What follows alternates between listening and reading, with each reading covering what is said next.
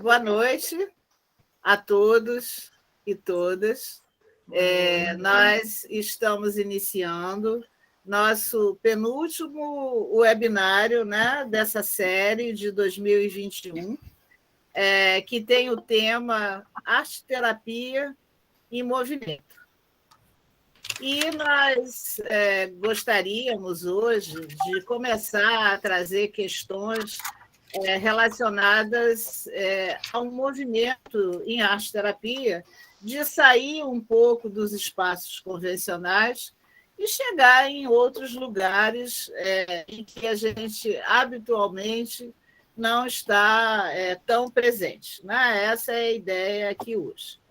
Então, eu vou começar apresentando a debatedora, né, que vai ajudar aqui na tessitura desse trabalho. A debatedora é a Vera de Freitas. Vera vem do direito, né? E ela é especializada em arte-terapia, com pós-graduação em envelhecimento ativo, subjetividade e arte. Vera é professora do ateliê terapêutico da Clínica Pomar. Ela trabalha também numa instituição muito interessante que tem no estado do Rio de Janeiro, que se chama Instituto Zeca Pagodinho. É dele mesmo, o Zeca Pagodinho. E ela é administradora, né, é dona de um instituto que se chama Venha Conosco, né, que ela tem um trabalho muito criativo, muito interessante, onde ela trabalha com diversos grupos. E, como se não bastasse, Vera é diretora administrativa, ou ela está diretora administrativa da Associação de Arte-Terapia do Rio de Janeiro. Então, Vera está apresentada, né? E aí eu quero apresentar o nosso convidado, que está em um outro país, né? Mas que ele é quase brasileiro, né? Porque vocês vão ver o português que ele fala, está quase um brasileiro. Então, quero apresentar para vocês o Carlos Gutierrez, que está em Bogotá, né? Mas que já esteve muitas vezes aqui no Brasil, inclusive trabalhando. O Carlos, ele é um artista visual que tem um trabalho belíssimo de aquarela, trabalha também com performances, né, musicais, tem experiência como arte educador também, né? E ele é um arte-terapeuta que se especializou em intervenções comunitárias, né? Então, trabalhando em contextos sociais com mais dificuldade, né? Que aqui no Brasil a gente fala da vulnerabilidade social. Então, ele já trabalhou com o público de dependência química, já trabalhou com soldados, né? Com estresse pós-traumático, né? Do processo das batalhas, aí, das lutas, pessoas em situação de rua, né, que inclusive ele vai depois detalhar um pouco para nós. Aqui no Brasil, ele trabalhou com os adolescentes da Fundação Casa, o que é uma tarefa assim, bem complexa. Trabalhou com comunidades afrodescendentes, né? Naquilo que ele chama de Pacífico Colombiano, né? Que é uma região do país dele, e sempre compartilhando o trabalho arte-terapêutico visando a transformação social, né? Então, ele trabalha com teatro de bonecos, ele trabalha com performance de rua, e em eventos culturais, e também tem uma performance em mostras coletivas, porque tem um trabalho assim, bem interessante. Então, seja bem-vindo, né, diretamente de Bogotá. E aí eu vou ter o prazer de apresentar a nossa terceira convidada, que é a Leisa.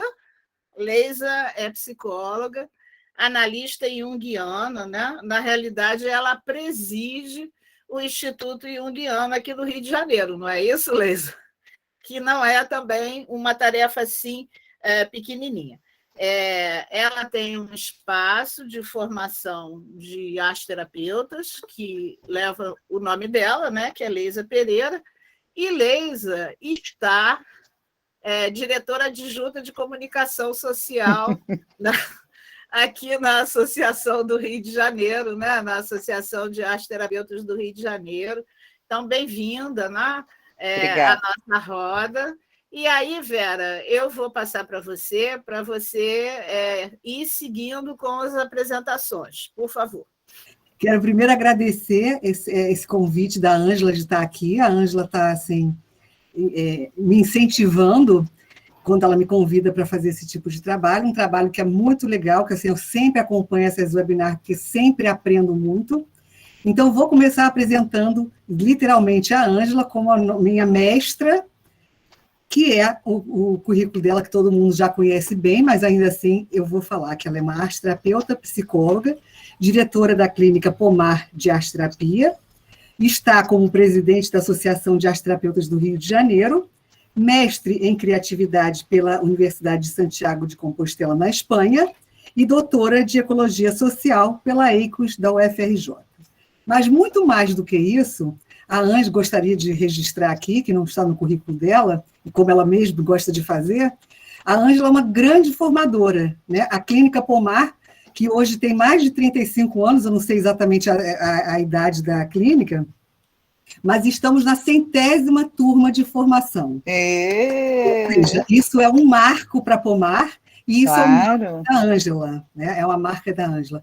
Estamos na turma de pós-graduação número 32, e na segunda pós-graduação de envelhecimento ativo, subjetividade e arte. Então, a Ângela é, antes de tudo, uma grande formadora, e o que eu sei de arte-terapia, graças a Deus, tive a oportunidade de fazer todos os cursos que ela já ofereceu, e, graças a isso, eu me sinto muito confortável de falar dessa mentora que é a Ângela para mim.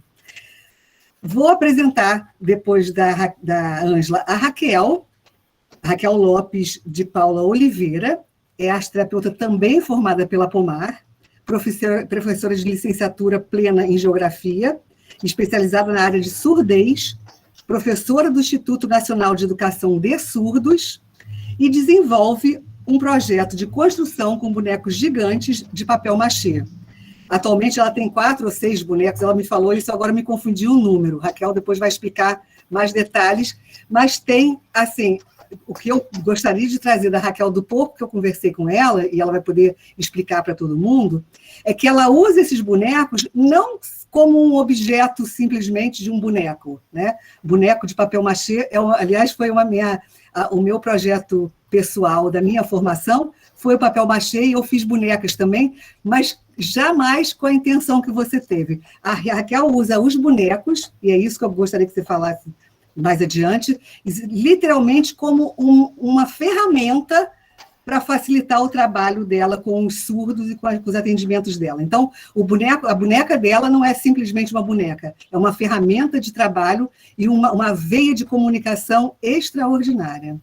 A próxima convidada que eu gostaria de apresentar é a Bruna, que é arteterapeuta pela Pomar, graças a Deus, é gastrônoma, psicóloga, professora da disciplina de alimentação saudável da pós-graduação em envelhecimento ativo, subjetividade e arte, que eu fiz esse curso e é maravilhoso estudar com a Bruna.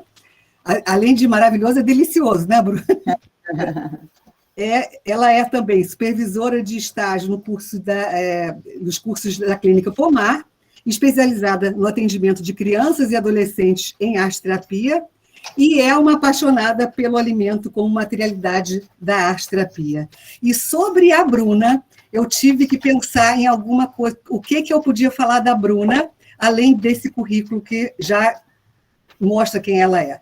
A Bruna é aquela jovem que não para de trabalhar 1 minuto, e eu falei, a Bruna é a energia da Pomar. Eu falei, não, a energia da Pomar é a Ângela, não é a Bruna. Aí eu fiquei pensando qual era a palavra que denominava a Bruna. E fiquei pesquisando isso por alguns dias, até que eu cheguei a combustível. O combustível da Pomar é a Bruna. É a Bruna que vai publicar as coisas, que vai ligar para o aluno, que vai fazer pagamento, que recebe pagamento. Ela faz de tudo, né? E aí eu falei, ela é o combustível da pomar. Falei, não, mas combustível, não gosto dessa palavra. Peguei o dicionário, fui lá procurar, aí cheguei na engrenagem. Da engrenagem passamos para o alimento, para a nutrição. Eu falei, esta é a Bruna. Então, Bruna é o combustível. Sinto muito que a palavra não seja tão bonitinha como você, mas é o movimento da pomar é a partir da Bruna.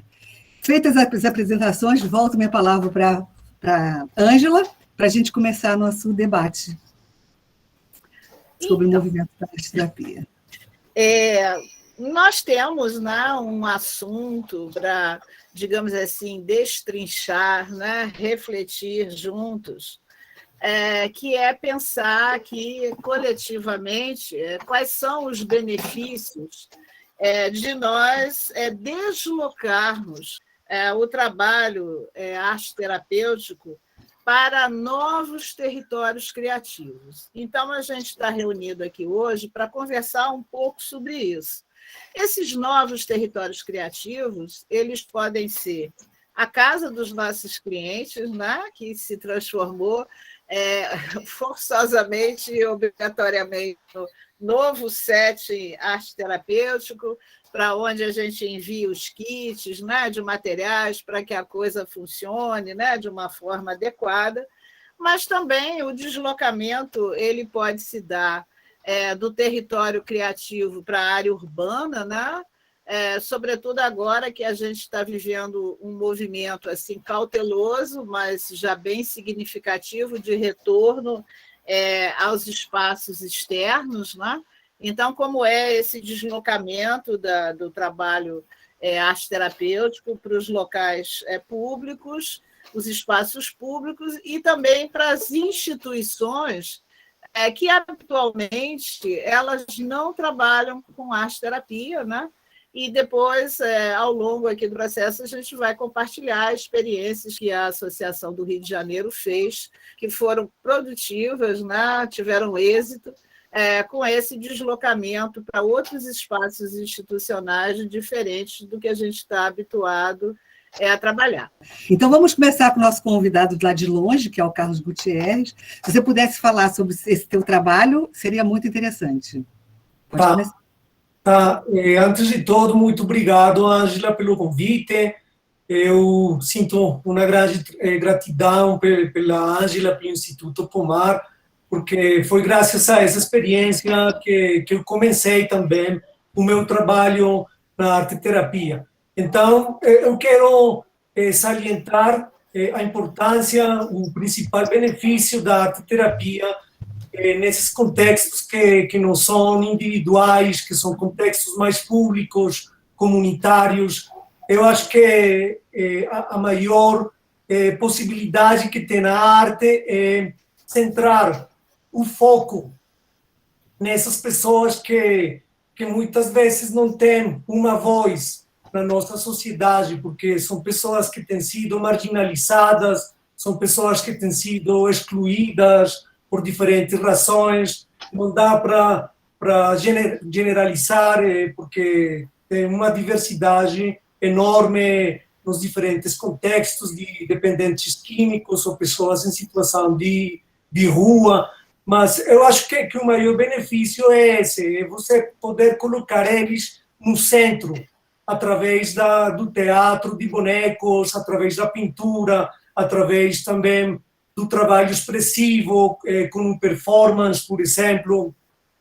Todas essas diferentes possibilidades expressivas geram um engajamento muito forte nessas pessoas que quando elas são escutadas, elas se sentem criativas, isso movimenta a sua autoestima, movimenta o valor que essas pessoas têm também para compartilhar as experiências que têm tido na vida, não? Porque eu acho que a maior contribuição de trabalhar nesses contextos é entender as dinâmicas sociais, as dinâmicas, porque não é simplesmente atingir o indivíduo psicologicamente ou tentar que eles expressem os seus sentimentos ou as suas mágoas ou os seus problemas internos, mas, como sempre, a gente trabalha com grupos tem outra questão muito forte, que é a coesão grupal, ou seja, como as pessoas interagem entre eles, como eles geram novos pontos para poder superar os seus sofrimentos, e como eles geram também, através dessa interação entre eles geram competências a partir das suas carências, a partir dos seus sofrimentos. Então, eu acho que dá para falar de muitos outros benefícios, claramente, por exemplo, a questão da superação da ansiedade, ou, por exemplo, também romper com essa limitação que as pessoas têm, às vezes, de poder falar, de poder expressar aquilo que elas sentem. Mas, principalmente, por exemplo, na minha experiência com as pessoas de rua, que aí tem muitas pessoas diferentes, não? Porque a gente fala de pessoas trans, de ex-criminosos, de prostituição, a gente fala também de jovens que não, por dependência química, também terminam na rua. Então, é muito amplo, não dá para criar um estigma de morador de rua e falar que só os moradores de rua são aqueles que são dependentes ao crack, ou que é uma questão simplesmente de dependência química. Não dá para criar esses estigmas, sim. Mas eu lembro, por exemplo, que nessas atividades que eu conduzi, não somente eu, mas com uma equipe de outros artistas, de outras pessoas que também me ajudaram com oficinas de teatro de bonecos, teatro de sombras, pinhole também. Uhum. Muito legal. Figurino. A gente conseguiu realmente facilitar a expressão deles e a coesão grupal, de como eles eram escutados, de como eles eram valorizados. Perfeito. Então, eu acho que isso é o principal. Inclusive, essa coisa da expressão e da escuta, né, é que acabam firmando a identidade desse pessoal que é tão vulnerável, né, tão transparente e, ao mesmo tempo, tão exposto, né? Você vai continuar, na próxima rodada você fala um pouco mais. Muito obrigada, tá, Carlos?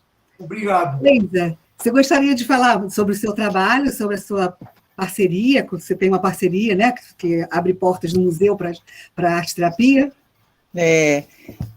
Bom, enfim, muito obrigada pelo convite, uma honra estar aqui, eu sou super grata, né, a poder falar de arte-terapia, que é uma paixão, acho que é uma paixão para todos nós, que somos, né, arte-terapeutas e fomos formadas, somos muito gratas, imagina, quando escuta 100ª turma da Ângela, né, é uma luta, né? A gente está aqui hoje, né? A gente sabe que temos que agradecer o que já aconteceu para a gente estar aqui hoje. Então, agradecemos, temos muita gratidão às pioneiras, né? Como Ângela, como Lígia Diniz, enfim, Cláudia Brasil, Eveline, todas que lutaram aí pela arte-terapia. Não quero ser ingrata com ninguém, todas que lutaram. E esse projeto do museu, ele nasceu, na realidade, foi lá em 2017 com a Cláudia Brasil, né? Não foi comigo, eu dei continuidade ao projeto, né? A Cláudia é muito arrojada, muito ousada, eu lembro que ela contou que passou no Largo do Machado e viu uma ação do RH, da prefeitura, RH no parque, qualquer coisa assim, ela falou, por que não arte-terapia no parque, né? E eu lembro que ela mexeu com a Lígia, e a Lígia foi, e aí fomos lá no Museu da República, e começamos a nossa parceria com o Museu da República nesse projeto.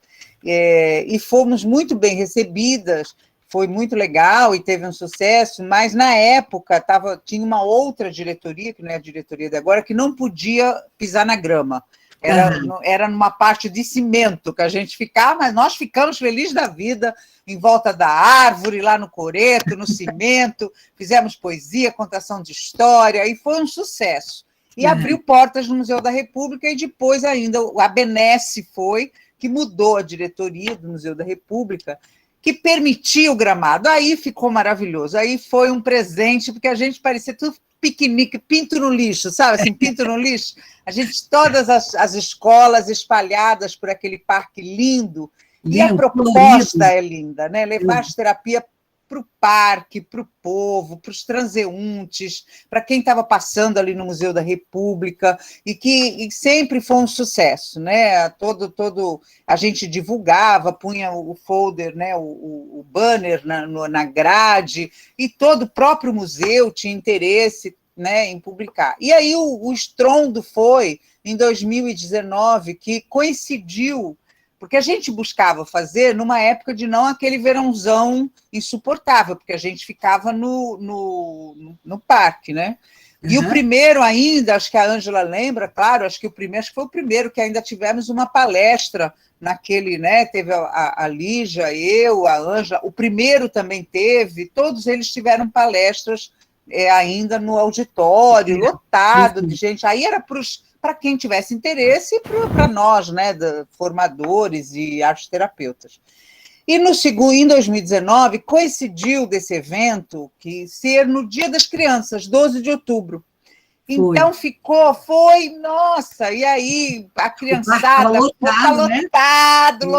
lotado, grande divulgação, né, das redes sociais. E aí as crianças veio. Aí tem uma história linda na minha escola, eu não sei as histórias das outras, porque veio um orfanato da Vila Isabel, tinham vários, era um orfanato masculino. Achei uma graça, porque a gente abriu a nossa barraquinha lá, né, a canga no chão, com todos os brinquedos, e no meu caso a gente ia contar história, era uma contação de história, e fazer dedoches.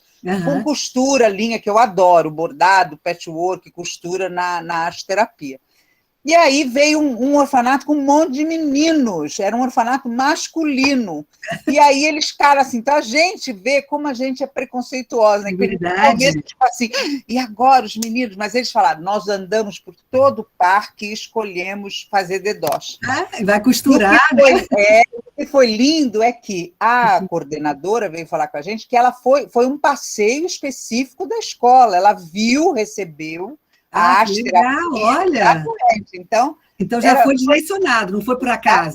Exatamente. Muito legal, isso é muito. E aí, devido ao sucesso, o Museu da República colocou como agenda, né, a AGE, essa parceria, é a agenda para as atividades das crianças, do Dia das Crianças com a arte. Olha, parceria fechada. Que boa notícia. Isso é um grande trabalho da AGE, quero dizer que foi um trabalho coletivo, não é só meu notícia. De forma nenhuma, trabalho coletivo da AGE, de todos os formadores, de toda a área de comunicação. Então, é assim, uma grande parceria da AGE com o Museu da República. Né? Foi uma conquista. E ótima notícia, estou feliz. Aí veio a pandemia, infelizmente. Mas nós íamos no Museu da República para tomar vacina. Todo mundo foi no Museu da República para tomar vacina. Não, mas vai voltar. E está breve. No ano que vem, provavelmente, até outubro, as coisas vão estar melhores. Com certeza. E é no ar livre, né? Então vai voltar com certeza. E aquela coisa, né, Leisa? A chave da porta a gente já tem agora. Com certeza. O mundo se adapte. Com certeza. Obrigada. Raquelzinha, vamos conversar? Raquel vai trazer, pode falar sobre o seu trabalho, sobre as seus fantoches e dedoches não, mas seus mamulengos? É uma história de paixão, de amor, e ela... Mas isso é arte-terapia. Arte-terapia é paixão e amor. A Tereza é... Mostra de novo, Raquel, foi muito rápido. Terapia.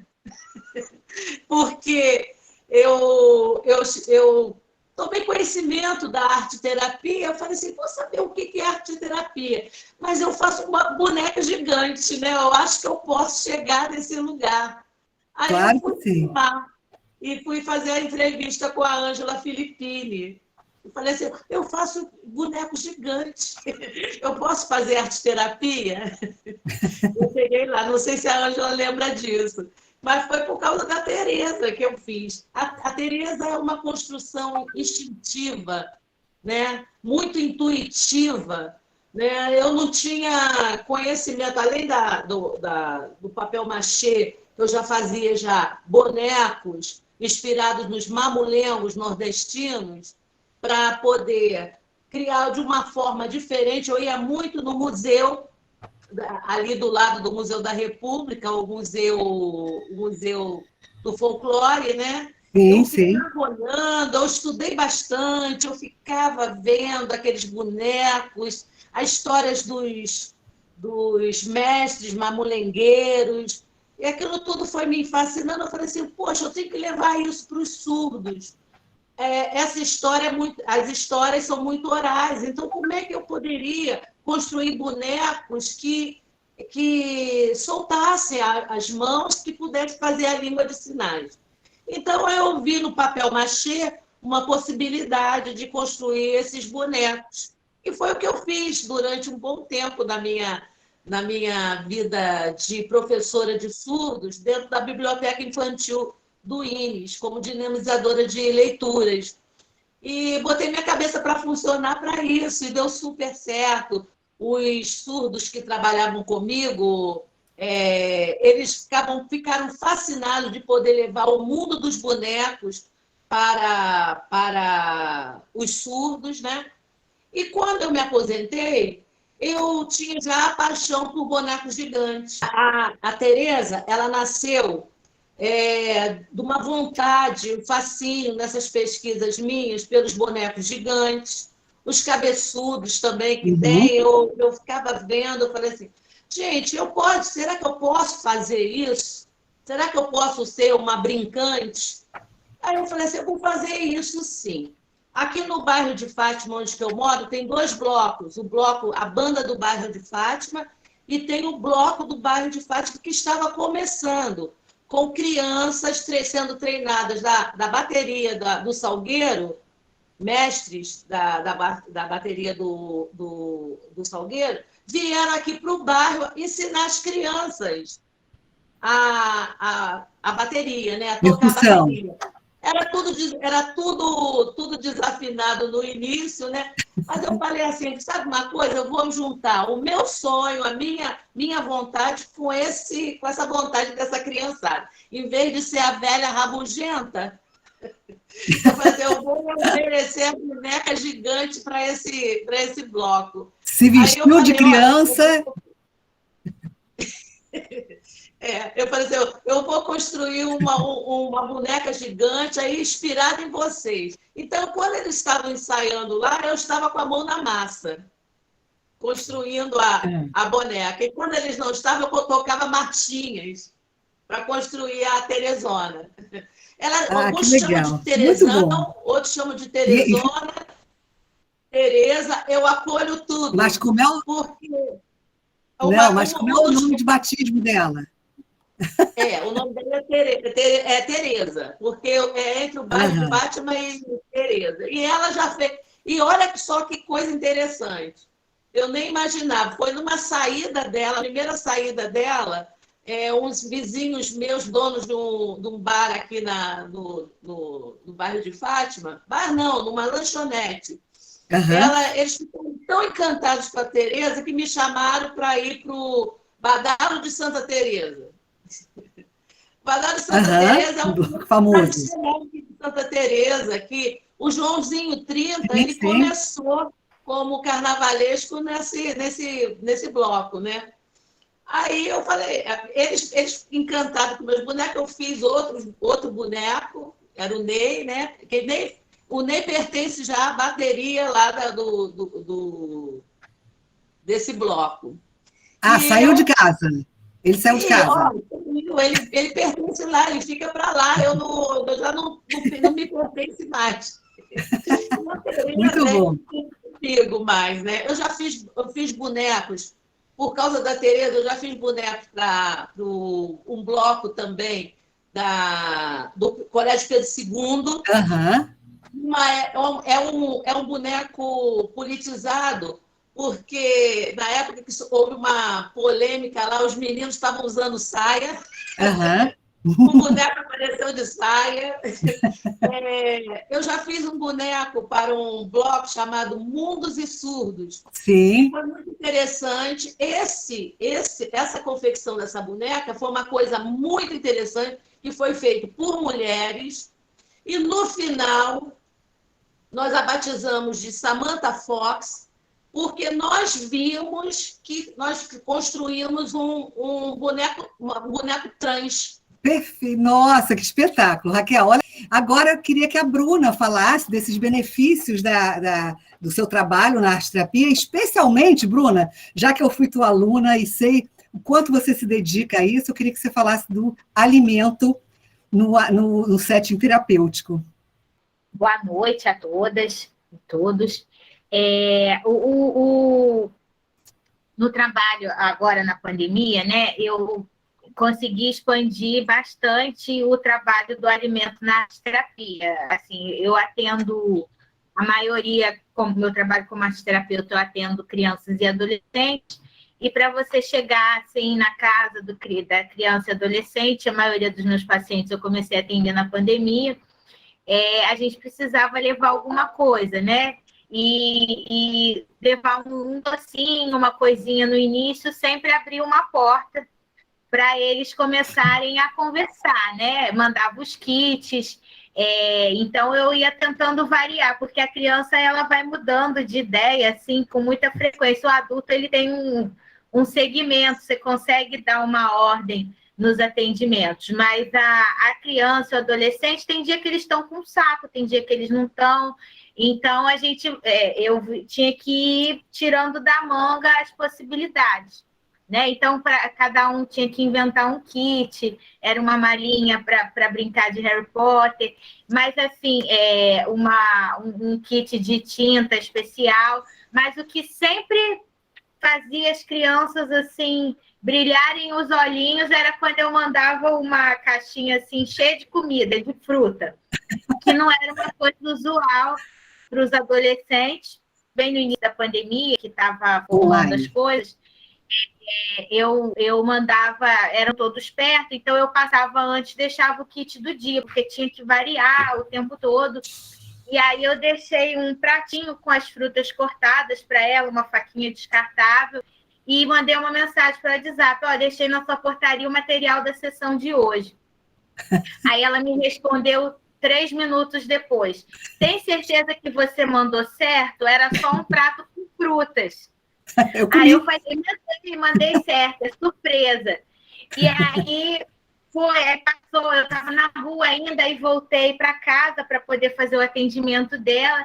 E aí ela pegou, aí eu falei, separa aí o prato com frutas, que a sessão é isso hoje.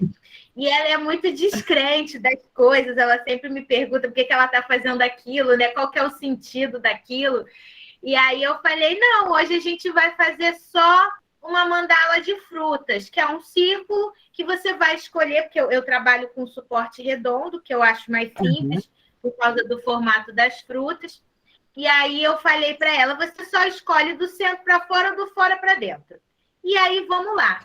E aí, mas antes de começar, eu sempre faço uma experimentação de frutas. Então, eu mando fruta seca, eu mando docinho, mando vários sabores. E, geralmente, as crianças e os adolescentes, se eles não são estimulados, eles não conhecem nada. Então, se eu vou mandar uma jujuba, eu procuro uma jujuba de açaí, que ele vai achar que é de uva, vai no lugar comum. Então, eu gosto dessa brincadeira de adivinho. Com adulto também é legal, mas as crianças e os adolescentes, eles se animam muito nessa brincadeira, né? E aí fui conquistando. E com os grupos de estágio, né? Os alunos também são muito incrédulos quando eu falo, manda fruta, vai fazer uma atividade com alimento. E aí a pessoa, não, mas alimento? Como é que eu vou mandar isso para as pessoas? É online. Como é que eu vou botar isso no kit? Não vai dar certo. Eu falei, não, vai dar certo. Manda. Aí mando as fotos, né, dos alunos que já fizeram, deixo umas fotos separadas. Olha só o kit. Põe numa bandejinha, filma, avisa para guardar na geladeira. Manda perto do dia da sessão. Né? Tem várias soluções que a gente pode criar, solicitar quando são adultos, né? E tem essa possibilidade, não é um público com vulnerabilidade, pede para acrescentar uma fruta que tem em casa. Eu nunca mando banana, mamão, que geralmente são frutas que já tem. E aí as pessoas põem, os alunos vão assim, crente que não vai dar certo. Ele já vem prontinho para falar na supervisão, não vai dar certo essa bobagem aí de fruta. Aí só me manda um WhatsApp depois da sessão. Nossa, foi maravilhosa a sessão. Apaixonou. Que coisa legal, que diferente. Nossa, já vi grupo que se encontrou depois para trocar comida, Que espetáculo. Então, é sempre uma oportunidade. Eu acho que é um território assim muito novo a questão de a gente implantar, de nós implantarmos como arteterapeutas alimentos nesses novos movimentos, né, de contato com os clientes. Acho Perfeito. Que é muito, muito importante. E eficiente, né? E, gente, vou falar assim, que a Bruna é isso, é literalmente isso. Ela trabalha com alimento porque ela é apaixonada por alimento, mas ela é aquela que vai preparar o kit para aquela sessão. Ela não vai trazer um kit, como todo mundo faz, com várias alternativas para te facilitar a vida. Não, ela vai levar para aquela sessão, aquela bandejinha com coisa. Então, assim, esse é o movimento da Bruna, né? Bruna, muito obrigada, assim, foi muito interessante. A gente ainda vai falar mais sobre isso. Ângela. Eu acho que o relato, né, dos arteterapeutas que estão compartilhando, de alguma maneira, eles demonstram que a gente precisa sair das nossas zonas de conforto, né? Porque eu me lembro, quando começou a pandemia, foi preciso fazer campanha, né, com alguns profissionais para que eles mandassem kit, porque como assim que vai mandar kit, né? E aí foi muito interessante, nós, desde junho do ano passado, que nós fazemos os webinários, e aí chamamos o pessoal de Portugal, que eles estavam mais adiantados, né, nesse processo, né, do trabalho online e tal. E aí eles trouxeram para a discussão uma coisa que eu acho que foi bem interessante, né, eles levantarem assim o banner. Às vezes o arteterapeuta se sentia perdendo o controle, porque quando ele mandava os materiais para as casas, deixava de ser aquele rito que ele era aquele profissional, que ele chegava, pegava a caixa disso, né, o lápis, a tinta, do jeito dele, na hora dele, como se... Né? E aí, quando você manda o material para a casa do cliente, o seu controle é remoto, literalmente, né, porque o ambiente é remoto, e aí aquela pessoa vai pegar aquele material na hora que bem entender, e isso, em vez de ser ruim, é muito bom, porque aí começou a se ver que as pessoas trabalhavam em outras horas, né? Aquela história de que terminou o tempo, mas não terminou o trabalho. Imagina, a pessoa estava insone, né, na pandemia, ela pegava o material que estava na casa dela, e fazia o trabalho, e fazia outras coisas, e experimentava. Né? Então, na realidade, não se perdeu o controle nenhum. Na realidade, se ampliou, né, uma possibilidade criativa, se deu visibilidade. Eventualmente, outros integrantes das famílias que tinha uma pessoa em atendimento e que recebia o kit, essas pessoas começaram a tomar conhecimento, né? Começaram a se interessar. Então, é uma difusão muito potente, né? Porque é uma difusão feita no ambiente doméstico, é um pouco diferente do resultado da difusão que a gente faz em espaço público, né? Que existe uma situação mais aberta de vulnerabilidade, mas é fugaz, né? Porque o tempo é curto. Agora, dentro das casas das pessoas, o material foi morar lá, não é? Então, olha que coisa boa. A gente está fazendo difusão do fazer criativo. Isso é tão gerador de saúde, não é? Então, eu devolvo para você, Vera, para você coletar, né, os outros dados. Mas aí eu só queria fazer um parêntese, que vai que não dá tempo. Né? Nessa história dos kits, as crianças receberam malinhas. Né? No começo, as crianças receberam malinhas. E aí eu vi as malinhas. Eu vi as malinhas em movimento. Assim. Aí eu disse assim, mas como assim? Tem malinha para mim? Não, claro que não tem malinha para você. Não, mas eu quero. malinha, eu quero uma malinha. Então, eu tenho uma malinha, né? Eu tenho uma malinha, a minha malinha está cheia de gravuras.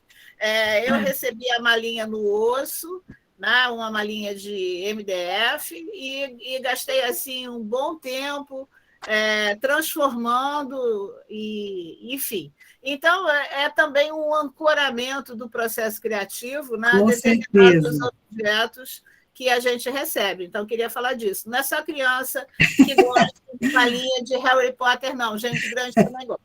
Tá? Isso é, Bruna, desculpa, Ângela, se você me permite, né? É porque você também, exatamente o que você falou. Quando as pessoas se isolaram dentro de casa e começaram a aparecer esses kits que oportunizaram a outros membros usarem a arte como um movimento diferente, né? Naquele momento, muita gente ficou trancada dentro de casa sem saber o que fazer. E na hora que aparece um kit de tinta, isso é uma coisa diferente que vai dar um movimento diferente para a pessoa. Essas malinhas que a Ângela falou são referentes à Bruna, que depois eu vou querer que você fale também, tá, Bruna, sobre essas malinhas.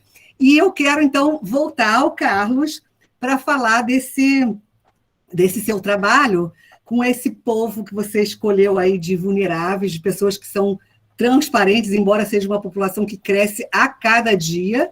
E eu queria que você falasse especialmente assim, o que você fala, o que a arte-terapia pode ajudar, de fato, a essas pessoas tão necessitadas. Se você puder falar, eu te agradeço.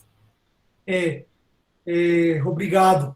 Eu acho que o maior valor que tem a arte-terapia também nesse contexto, como falava, é dar a voz, não?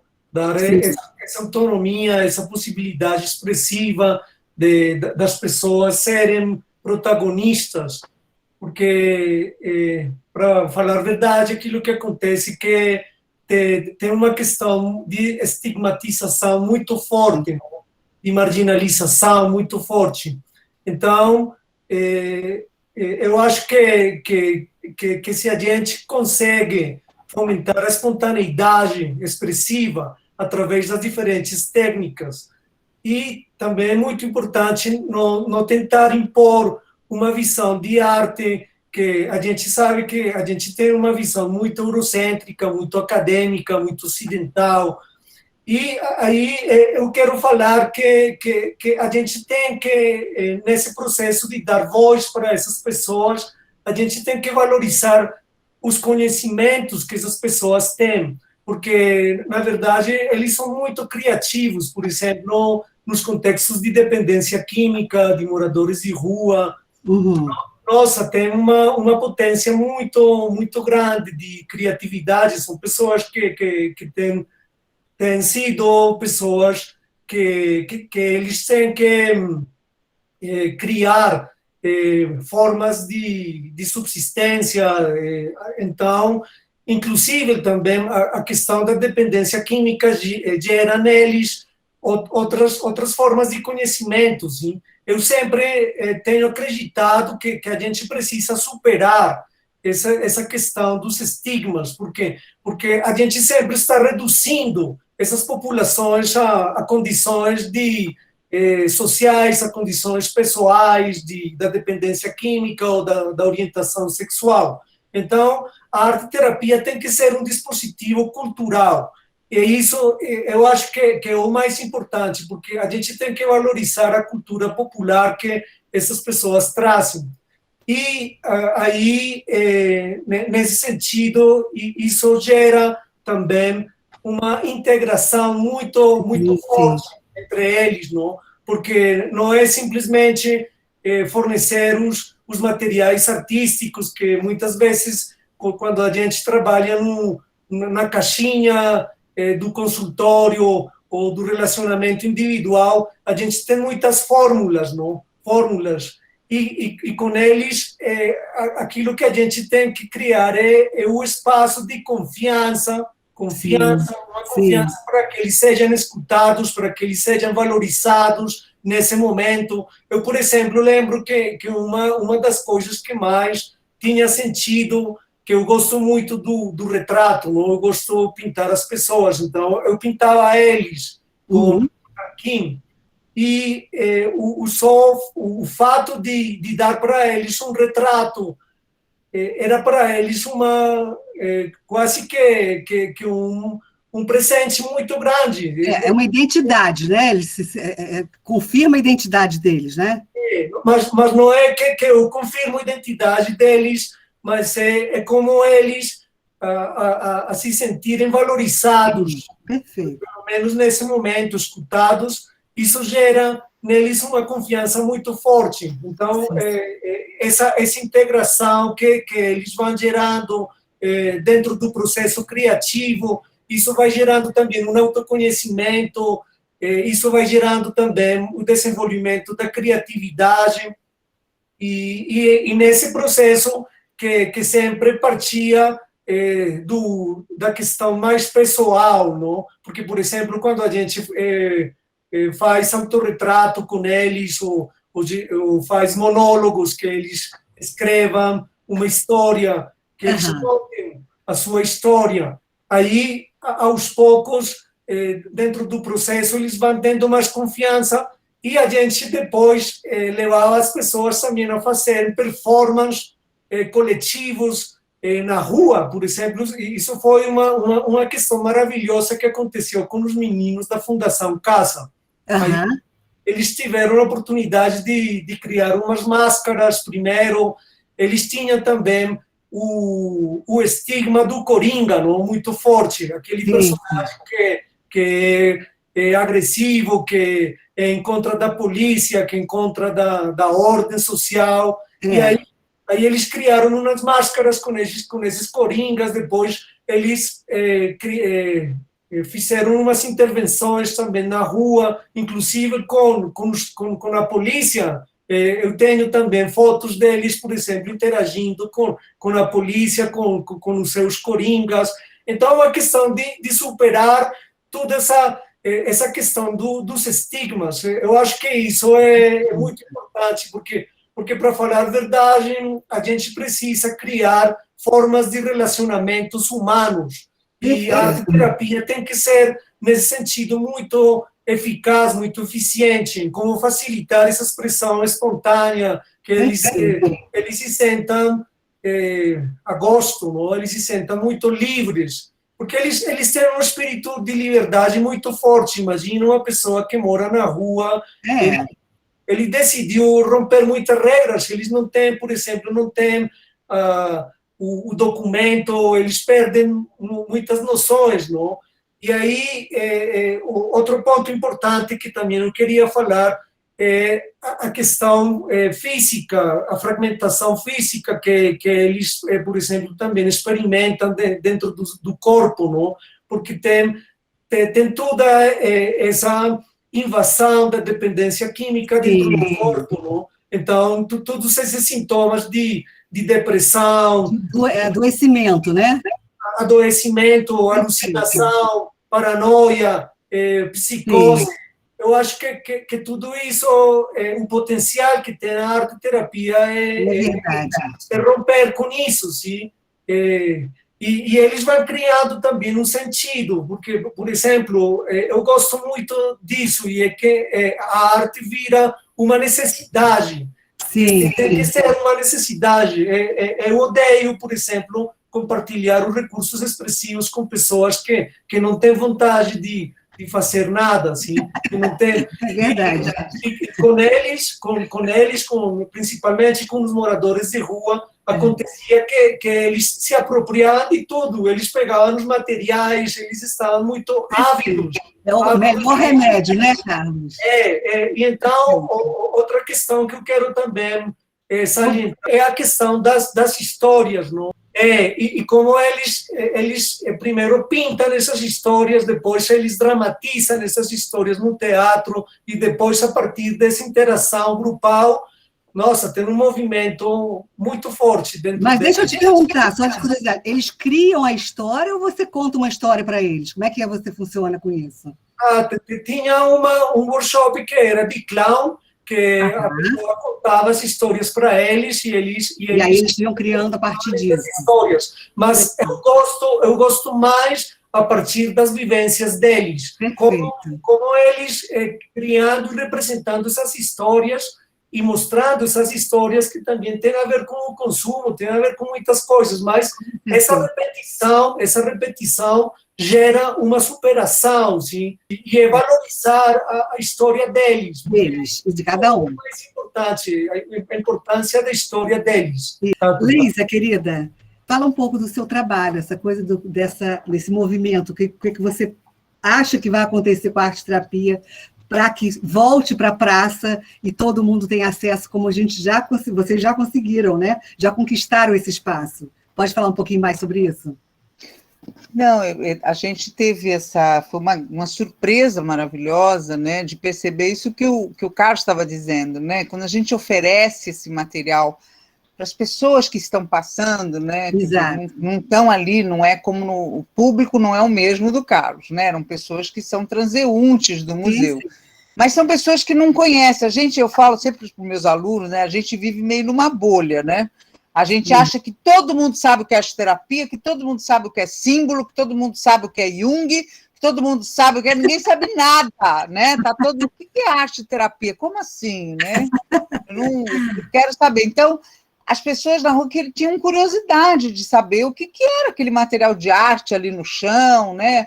Aquelas pessoas ali com aquelas propostas, e aí elas viam que eram capazes, né, de fazer. Eu acho que isso que o Carlos falou é tão fundamental, né? A gente não se preocupar com a estética, que é isso o tempo todo que a gente aprende isso na arte-terapia, com a Nise, com o Jung, com todos os nossos professores de arte-terapia, né, a Ângela, a Lígia, todos. Não tem estética, o que tem é o que é possível sair, o que é possível expressar, a emoção, e tem coisas belíssimas, né? Quer dizer, a gente não tem estética, mas surge coisas maravilhosas. E o que era interessante que as pessoas perguntavam, mas eu posso levar, né? Isso daqui eu posso levar, e mãe com filho, mãe com criança, porque era dia das crianças. Desculpa, mas é tanto material disponibilizado ali que a pessoa, será que... eu posso usar, mas eu posso usar? Não pode, está tudo aqui, pode usar, né? Muito bom. E acho que isso desperta nas pessoas, né? Isso que a Ângela, né, trouxe da arte-terapia, o kit, a mala em casa, né? Ali estava disponível, mas na casa a gente descobriu que outras coisas pode fazer arte, né? Com coisas da casa, com objetos da casa, sucata, etc. Então, assim, para nós e para eles, para os transeuntes, é uma grande descoberta. A gente partilha o que é arte-terapia para o público em geral, que é isso, que é eles que precisam, né? A gente é aquela coisa do sair do consultório, né? O Jorge Braga, não sei se você conhecer, era um analista, faleceu o ano passado, infelizmente, e ele dizia, temos que levar Jung para fora do consultório, temos que levar a arte-terapia para fora a arte, que ele falava arte porque ele era cantor, músico, poeta, né?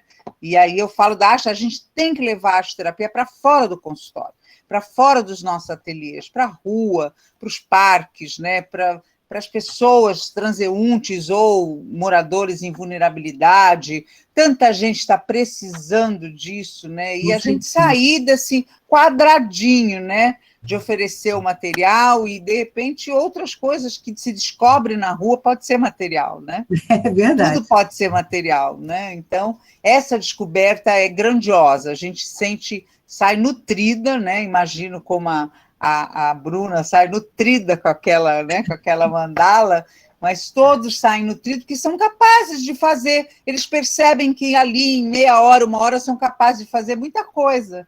E vai tocar o potencial de cada um. Eu sou capaz de produzir, eu sou capaz de fazer algo, né? Ou de dramatizar, ou de escrever, ou de pintar, ou de quer que seja, né? Sou capaz de algo, isso é maravilhoso. E a arte-terapia é essa ferramenta, né? Exatamente, então, capacita, né? Dá autonomia da pessoa se descobrir capaz. Isso, exatamente, a potência, né? Porque a gente precisa ir para a potência dessa pessoa que está ali, né? Ela que esqueceu se perdeu da potência, né? A gente tem que ir ali de novo. É verdade. Mas Você falou dessa bolha, né? E assim, eu já ouvi muito dizer assim, não, mas a arte-terapia é uma panelinha. Isso eu ouvi muito. E hoje eu consigo entender que a arte-terapia não é uma panelinha, é um grande caldeirão. Um caldeirãozão, né? de bruxa, de bruxos, de bruxas e bruxos, que nem o Carlos. Né? Aquelas cores, eu vejo aquela imagem de fumaças coloridas e tal.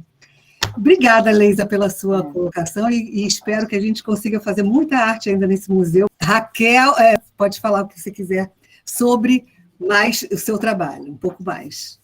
Então, hoje eu estou aqui, eu poderia falar o que são essas modalidades expressivas na minha vida, o que é arte-terapia na minha vida pessoal. O que foi eu, como uma pessoa que tem comorbidades, né? Nessa pandemia, fazer a minha travessia com a arte-terapia, aplicada na minha vida. Pintura de painéis aqui nos fundos da minha casa, meu jardim, eu usei terapeuticamente, e o papel machê que eu uso. A arte-terapia, na realidade, ela me abriu um leque. Se eu fui em busca desse fazer artístico com a Tereza e outros bonecos, ela me abriu a possibilidade da pintura, dos mosaicos, como eu quebrei azulejo e como eu criei outras coisas, fiz transformações, como teci nessa pandemia. E a Tereza, ela abriu portas para muitas pessoas quererem fazer também o boneco gigante. Eu acabei adquirindo uma maneira própria de fazer a boneca gigante de papel machê, papetagem e papel machê.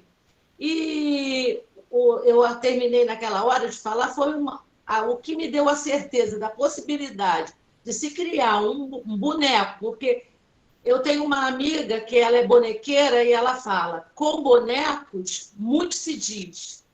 Os bonecos, eles têm alma.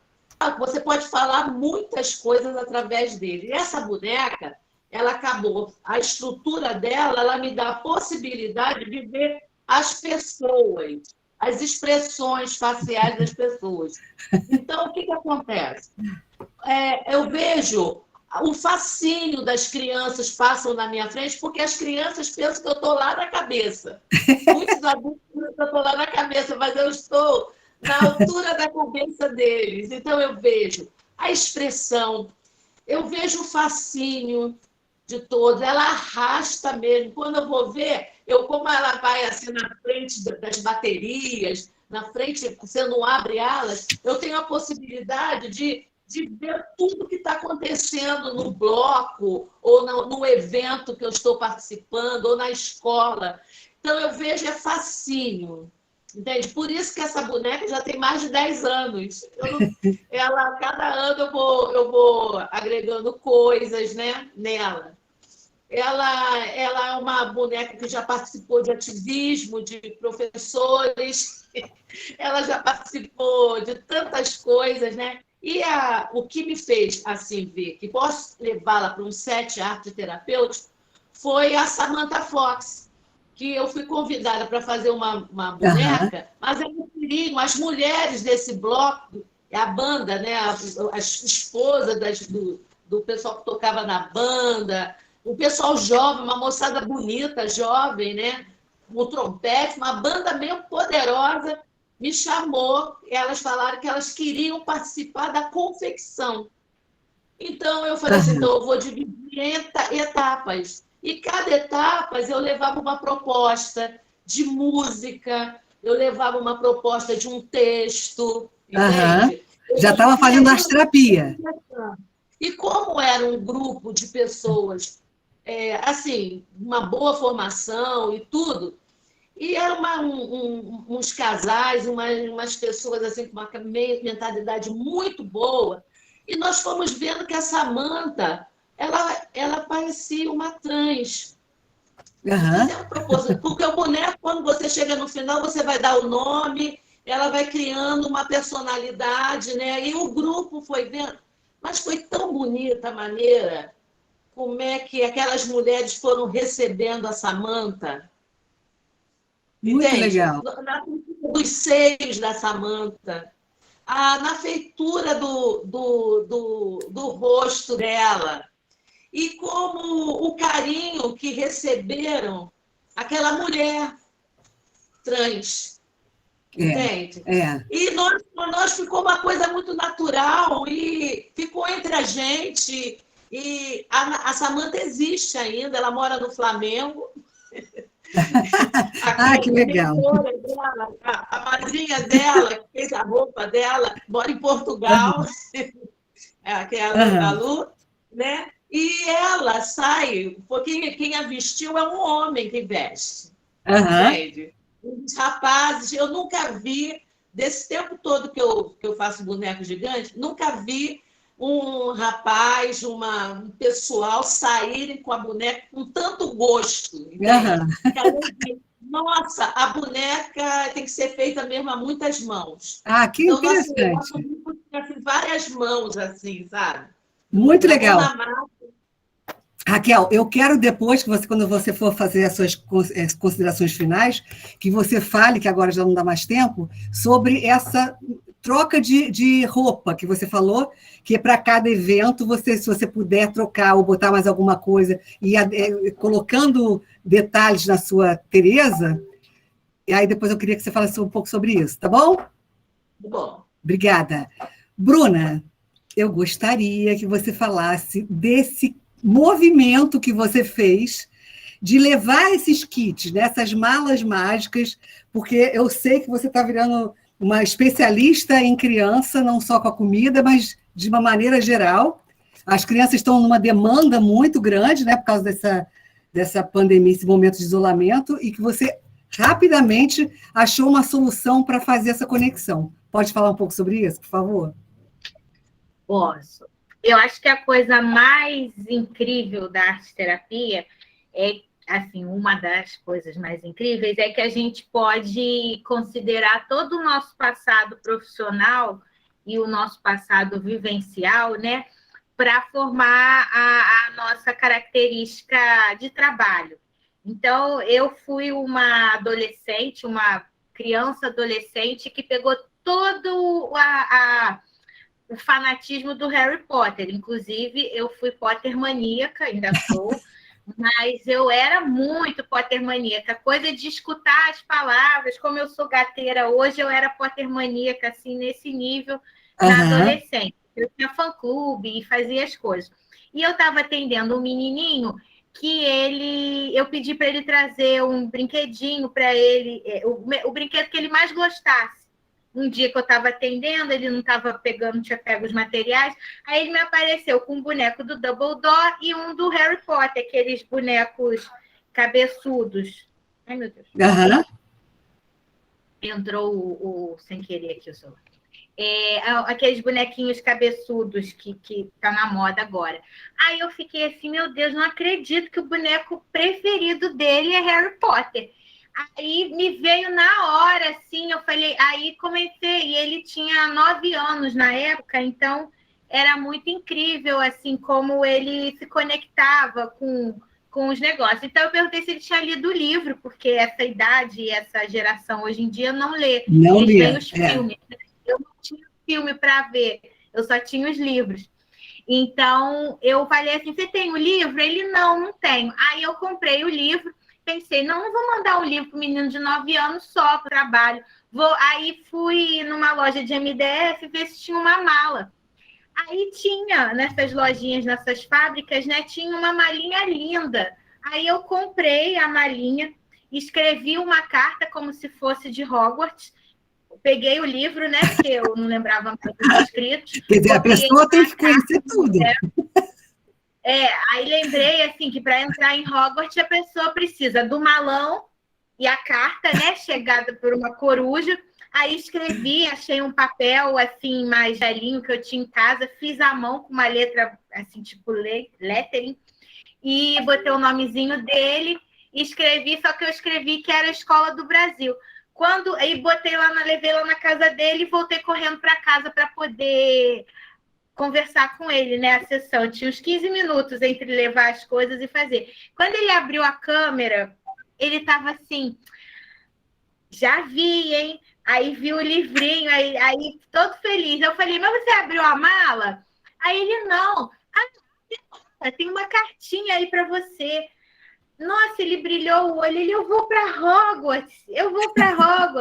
Então, aí a gente começou a fazer a malinha para Hogwarts. Foi assim que a malinha nasceu.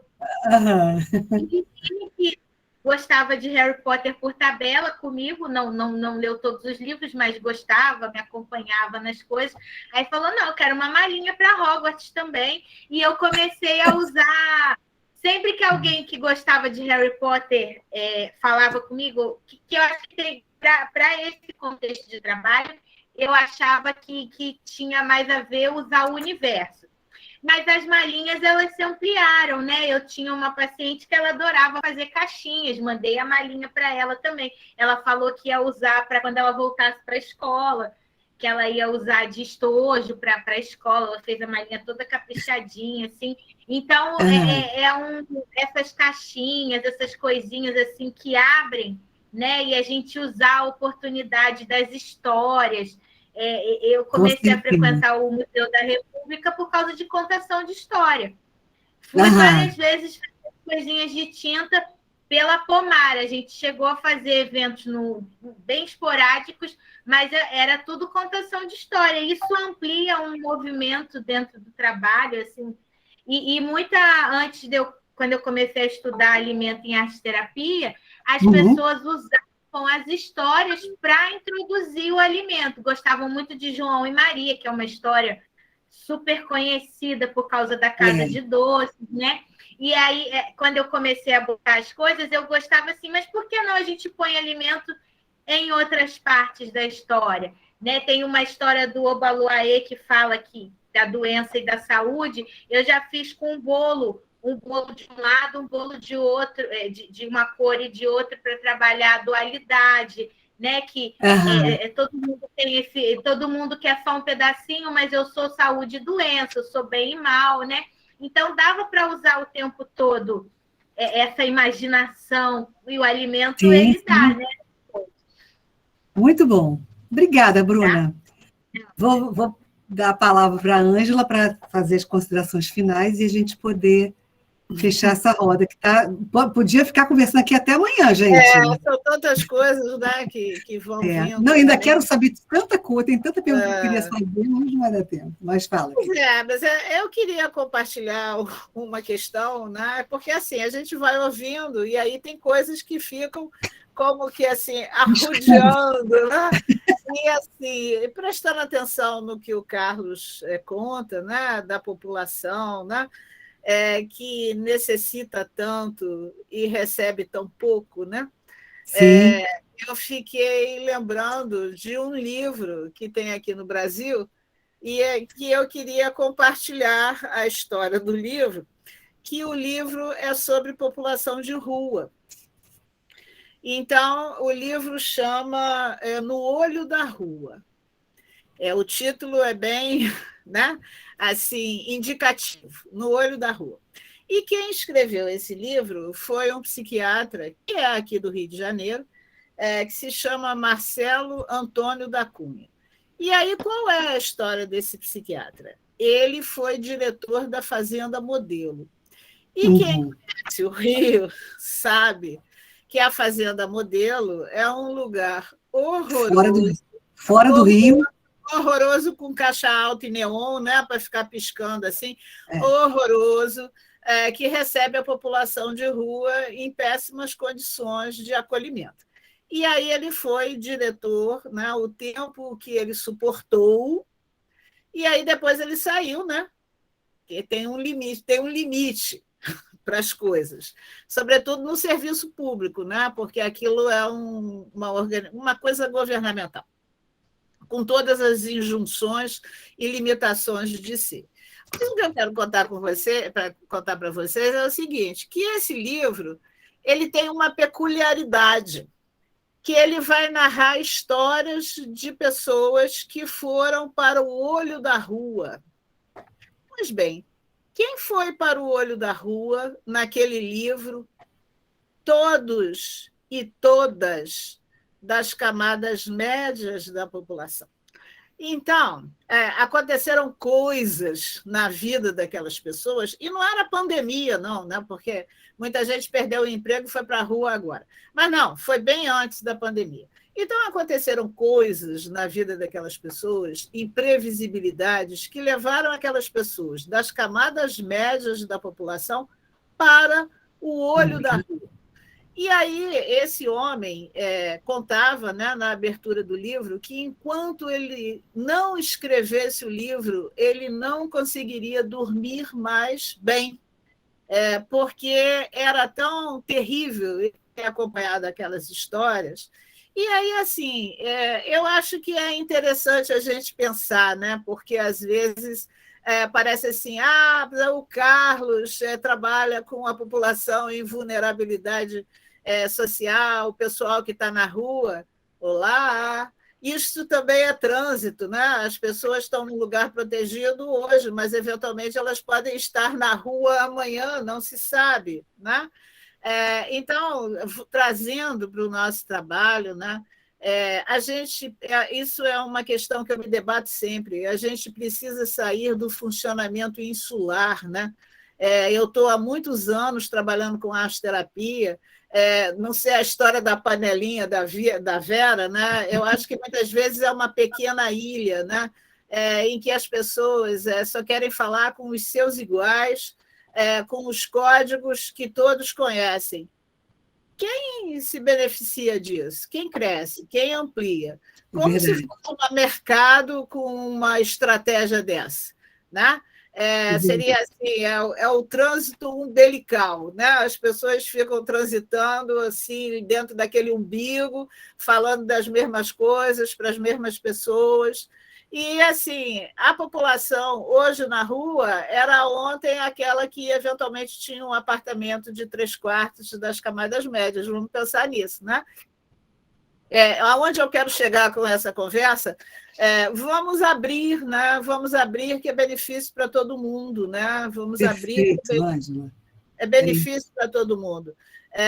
Pela nossa própria preservação como humanos, é interessante que a gente abra o tanto que a gente consegue essas atividades que são curativas, restauradoras, né? E transformadoras. Então, essas são as minhas considerações finais.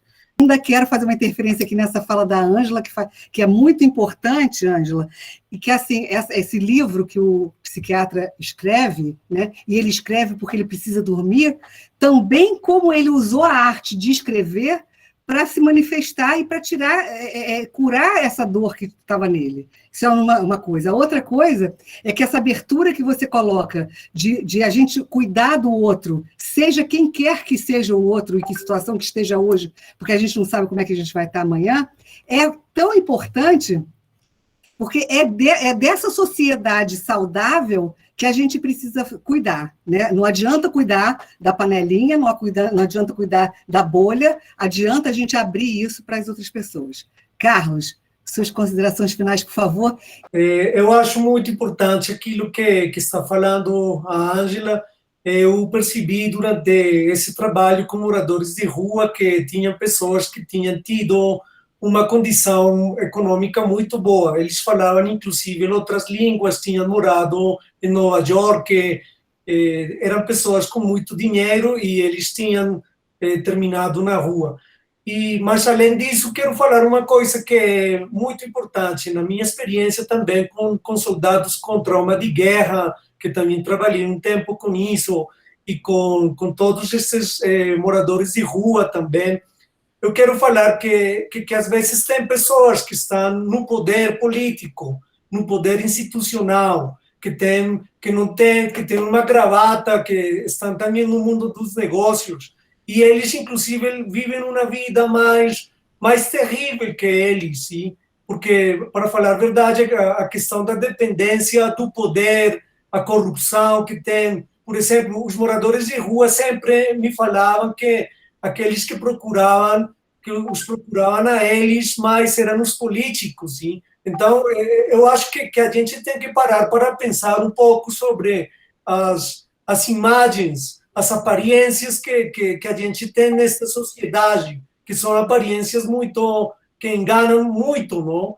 E eu acho que a maior contribuição que tem um trabalho com essas pessoas que têm morado na rua é encontrar a verdade da nossa sociedade. A honestidade é a verdade, é o princípio de realidade que tem na nossa sociedade. Quais são os arquétipos que estão levando as pessoas a uma frustração interna, a uma perda de valores muito forte, a uma perda também da criatividade, da espontaneidade.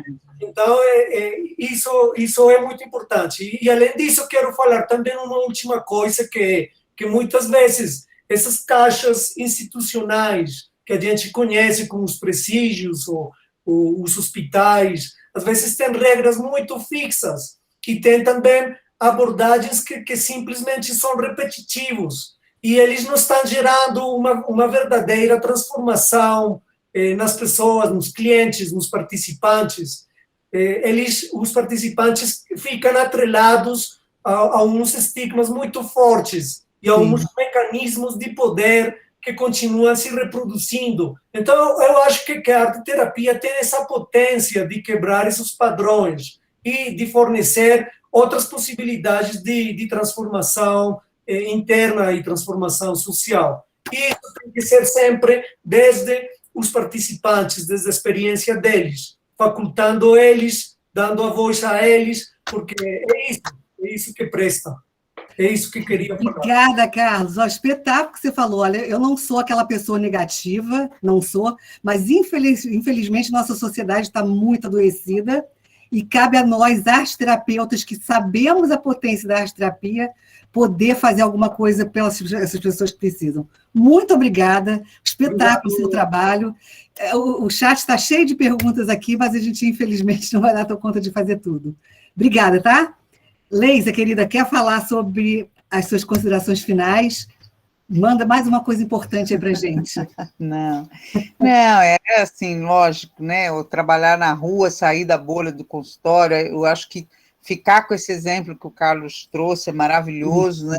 E para a gente sair, ter essa experiência do Museu da República como um exemplo, um primeiro exemplo, né? Um exemplo que deu certo. E para que a gente encontre muitos outros jardins, né? Muitas outras praças, muitas outras parcerias, né? Em outros lugares públicos que possa, né? Comunicar a arte, a arte-terapia, a cura, com outras pessoas, com os transeuntes da vida, né? Que estão ali, todo mundo andando pela rua, e que seja assim, né? Um exemplo, um primeiro exemplo de muitos outros que possam vir. Dá certo, né? É aquela coisa assim, igual a Bruna disse, né? Dá certo. Funciona.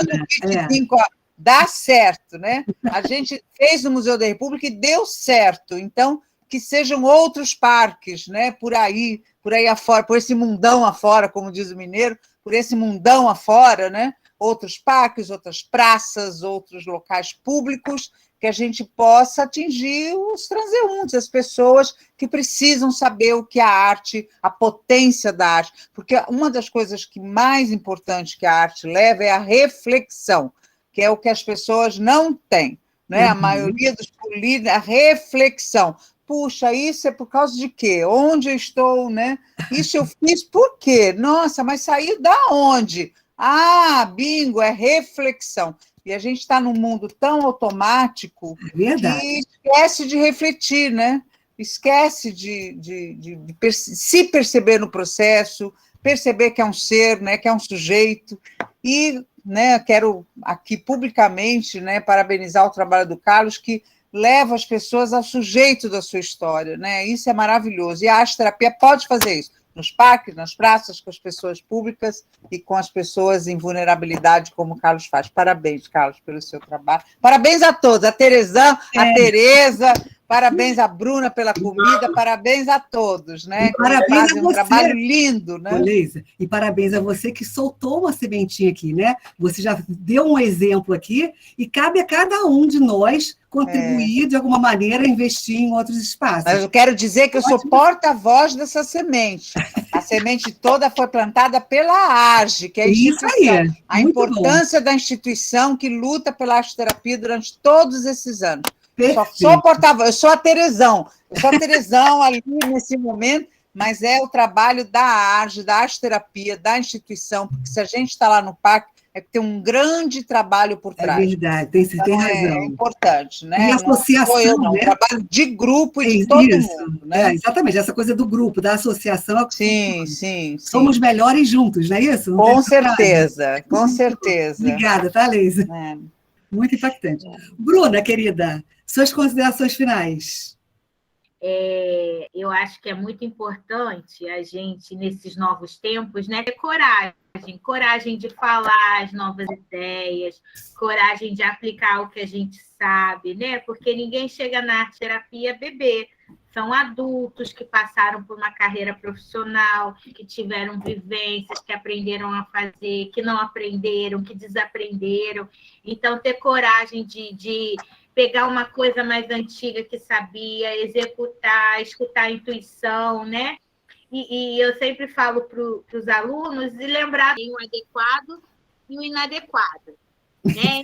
Então, lembrar disso para poder aplicar. Tem certos momentos que não dá para a gente trabalhar com determinadas coisas e aproveitar essas novas formas da gente se encontrar, da gente divulgar a terapia, né? Esses eventos online deram um up nos contatos, né? As pessoas podem ouvir outros estados falando, outras pessoas de outros países, né? A gente agora está assim, a América do Sul ficou estreita, né? Com esses contatos. Carlos é nosso já é da equipe aqui, a gente já vem, já parece que ele até trabalha com a gente. Parece que ele está trabalhando aqui no Rio com a gente. Então, eu acho importante manter esses laços, né? Porque vai voltar o presencial, vamos voltar a fazer os eventos presenciais, mas não podemos esquecer da conexão universal que está se formando com a internet, né? Porque acho que também tinha um clubinho das regiões. O Sul não falava com o Norte, o Nordeste não falava com o Sul. Então, agora a gente pode deixar as falas mais... A gente tem uma identidade nacional. É verdade, mais ampliado. Tem as regionais, mas tem a nacional. As pessoas conversam, se participam, né? Eu acho que isso é tão importante dar voz a todo mundo, né? Que a gente se esquece, um lá fala por todo mundo, acha que está falando por todo mundo, mas não, a gente fala pela gente mesmo.